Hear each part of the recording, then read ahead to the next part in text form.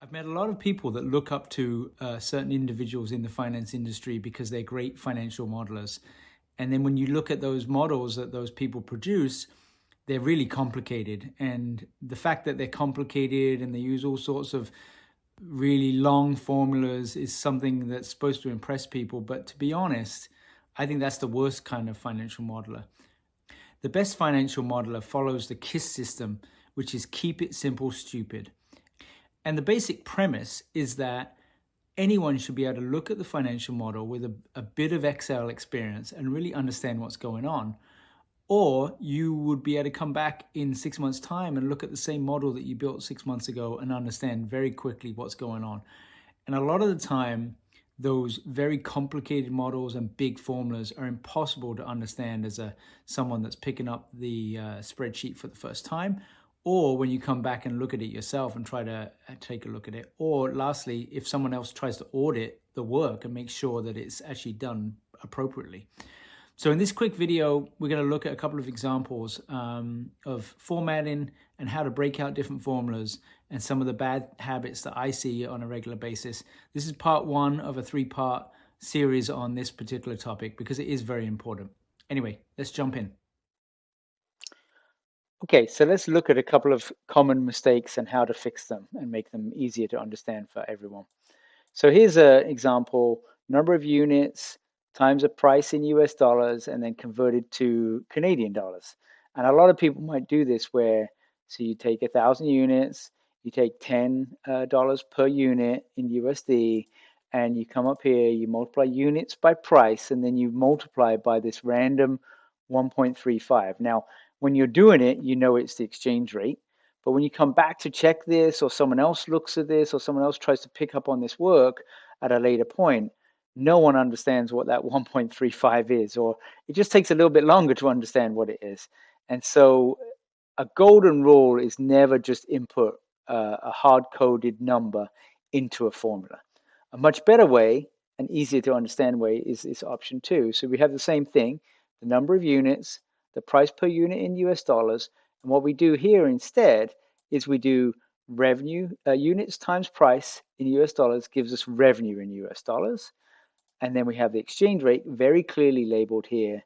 And we basically multiply the US dollar amount by the Canadian dollar exchange rate to get to our revenue in CAD.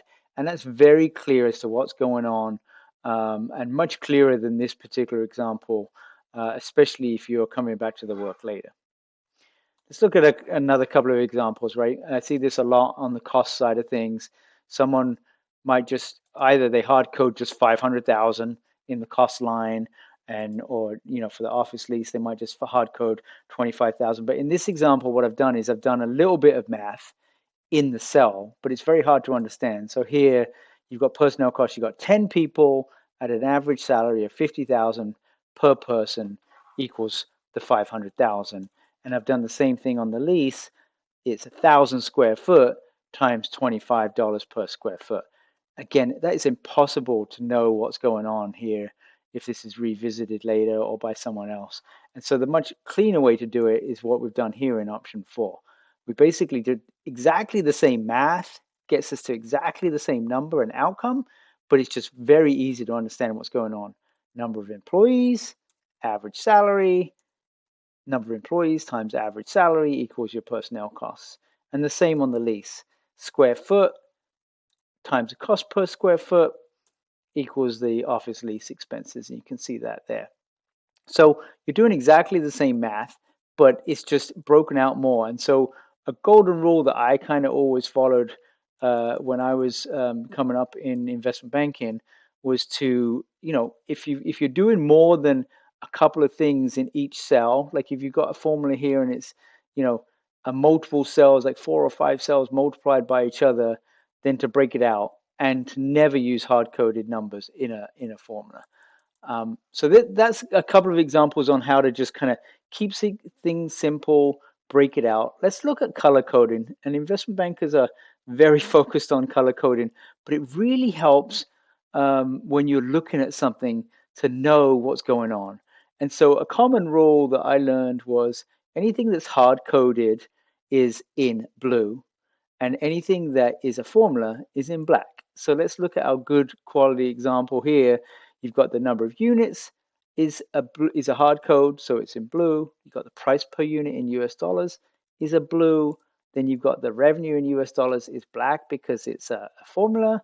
Then you've got hard coded exchange rate, and then the revenue in CAD is a formula, so that's in black ink as well. So just very easy to visualize and very quickly look at what you're doing and spot any errors. And just it sounds so simple, and because it is, but it really helps when you're auditing a big Excel file with lots of formulas and lots of data to know what's hard coded and what's a formula.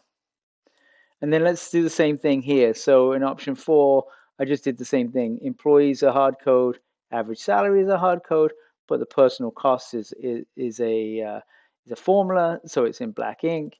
Square foot, cost per square foot, both in blue ink because they're hard codes, and office lease is a formula, so it's in black ink. It's such a simple rule, but really saves you a lot of time, especially as the files get bigger and bigger, and you're trying to find particular errors or check your work. Anyway, I hope that helps. In a follow-up video, I'll do a little bit more on this because as I said earlier in the video, this is such an important concept to get right. If you like the video, please subscribe to the channel, and definitely if you have any questions or comments, leave them in the below. Thanks, and see you next time.